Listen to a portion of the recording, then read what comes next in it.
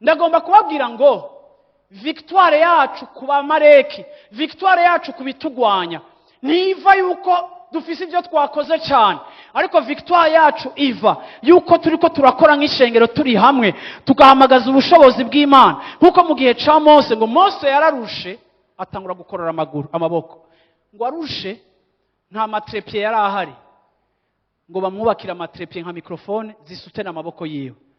Uri na Aroni bategezwa kuca babona, uravyumva, baca baronka raporo ngo ku rugamba turiko turaneshwa, Abisirayeli baca bapfa amaboko ya Mose akorotse. Byasaba yuko Mose hari abantu baterura amaboko yiwe, ngo igihe cyose basurevye amaboko yiwe, ngo ico gihe cyose baranesheje kuko amaboko yiwe yagumye hejuru nk'uko Imana yabivuze.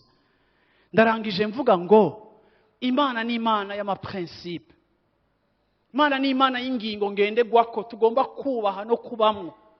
Iyo widetasha n'abandi cyangwa iyo udatahura force dufise nka eglise, tuzobaho dusanzaye turi eparpie, kandi muri uko gusanzara Satani ashishikare konona, yonona abacu, yonona imiryango, yonona igihugu, kubera ishengero ridaparvena gutahura yuko ryahawe autorité, kandi yuko kuri uko kwizera kwacu Imana izokubaka kwishengero kandi amarembo y'ikuzimu atazorihagarara imbere.